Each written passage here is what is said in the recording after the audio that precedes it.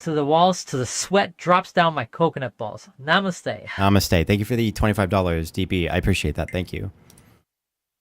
If you want to criticize Kamala and you want to, if you want to make it clear what your criticisms are, if you want to advocate for pressuring Democrats and start that political work right now, there's nothing wrong about that. There's nothing wrong with that. I support that. I think that's a good thing. But there's a really big difference between that. There's a really big difference between that. And listen, if you watch my stream, you know that I have criticisms of Kamala. You know that we go through and debate these things. You know that we do the work to figure out what these narratives are. What's her history as a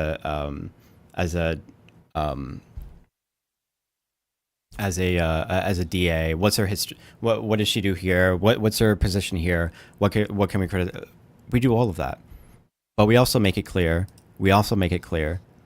That when it comes down to the election, there's a very simple, easy conclusion that you can come to, and if you don't come to that, you're either naive or you're just looking for an excuse to virtue signal about something, and that you don't actually care about the politics. That you don't actually care about the threat of Donald Trump. You either don't understand it or you don't care to understand it. Period. That's it. It's not about whether or not you criticize Kamala. You can criticize her all you want.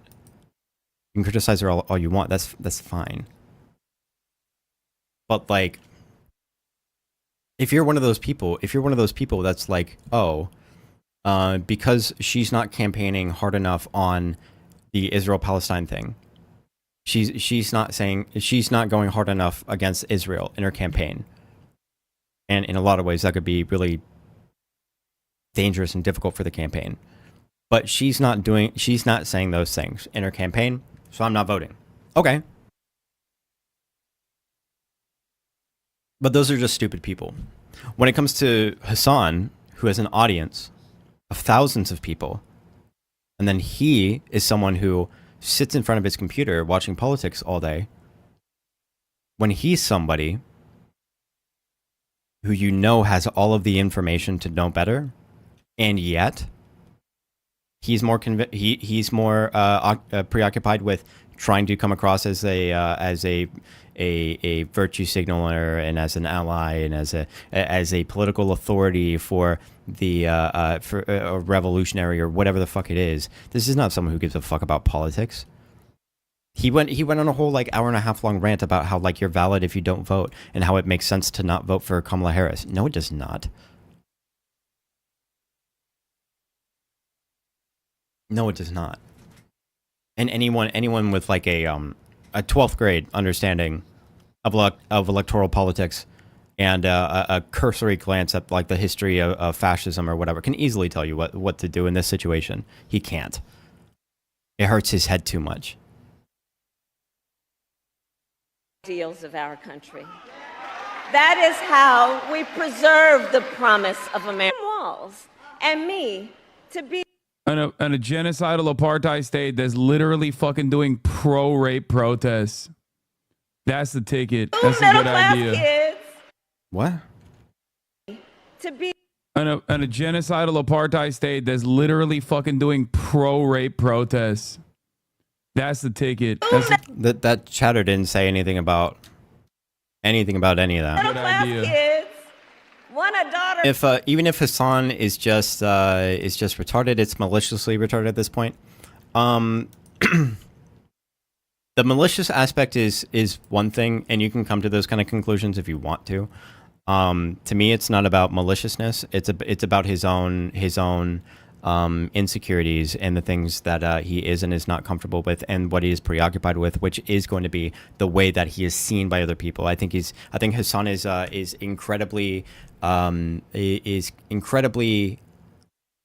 he's pressured by the way people view him. The way people view him is probably the most important thing to him.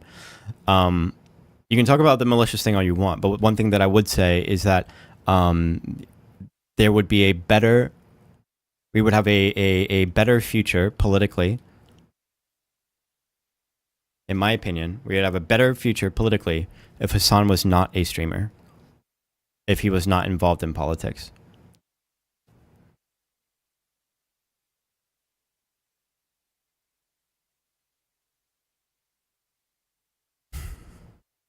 Hasan went off earlier because the IDF arrested some of the soldiers at the prison camp being released.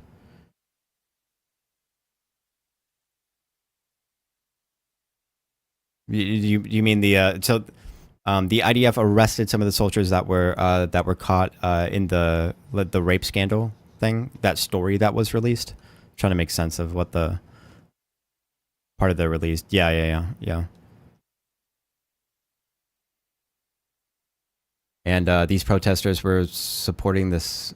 There were protesters supporting the soldiers. Oh, okay.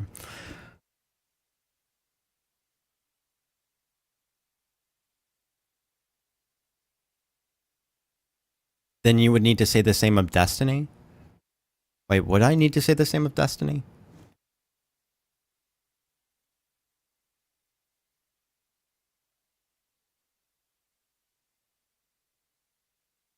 Would I need to say the same of Destiny? If you were to look at like the political advocacy of a particular group with like Hasan versus Destiny, I think there's a clear, when it comes to like doing the bare minimum, like I said, the bare minimum, the most important thing for a political content creator, I think the bare minimum thing is how effective you are for getting people to vote. I think that's the bare minimum thing. And then how active you can get people politically after that point, regardless of what your political background is. As long as it's, you know, on the left. Progressive, that you're voting blue, bare minimum. That's my position. That's the hill that I'll die on. I don't agree with Destiny about a lot of things. I don't agree with his about his like Israel Palestine stuff. I don't agree with like the way that he pretends to or assumes that everything a Republican says is just strictly just to get votes and not actual like they're not serious about doing a lot of their policy. I disagree with that as well. There's a lot of things I disagree about with Destiny, but when it comes to like the difference between Hasan, who actively convinces his audience to not vote, as his version of getting engaged politically. His version of getting engaged politically is to withhold your vote. And then Destiny, as much as I disagree with him, is getting people out there voting and canvassing and stuff like that. Even if you think he's not like super effective at it, or you can have all the criticisms you want out of that. The difference between these two characters, I think, politically, is night and day.